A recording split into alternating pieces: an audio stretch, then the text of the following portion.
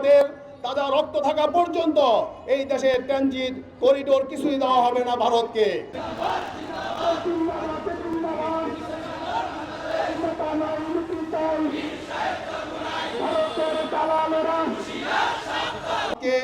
আমাদের দেশটাকে তলাবিহীন ঝুড়িতে পরিণত করতে চাচ্ছে এই সরকার। আজকে আমরা কি দেখছি, বিগত দিনে ট্রানজিট নিয়ে কথা হয়েছে, ট্রান্সশিপমেন্ট নিয়ে কথা হয়েছে, কিন্তু এখন সেগুলি তো কোনোদিন এই দেশের জনগণ মানে নাই এবং হতে দেয় নাই। কিন্তু তার চেয়ে বড় এখন করিডোর দিয়েছে। করিডোর কি?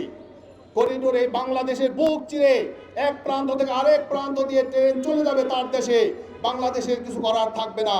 তারা কোনো ভ্যাট ট্যাক্স কিছুই বেনিফিট পাবে না, কিন্তু বাংলাদেশের রাস্তাকে ব্যবহার করবে।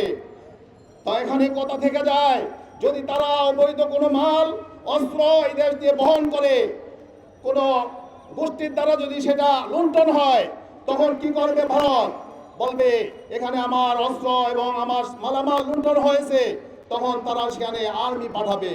কাজেই আমাদের নিরাপত্তা কোথায় থাকলো? কাজেই এই কালো চুক্তি, এই অবৈধ চুক্তি এই দেশের জনগণ মানে না, ইসলামী আন্দোলন মানে না, মানবে না ইনশাআল্লাহ।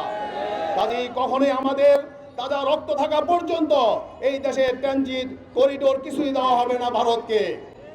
আমাদের জীবন থাকতে এটা কখনোই হতে দিতে পারি না আমরা।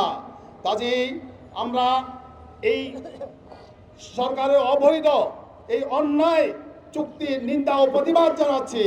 ঢাকা জেলার পক্ষ থেকে তীব্র নিন্দা ও প্রতিবাদ জানাচ্ছি।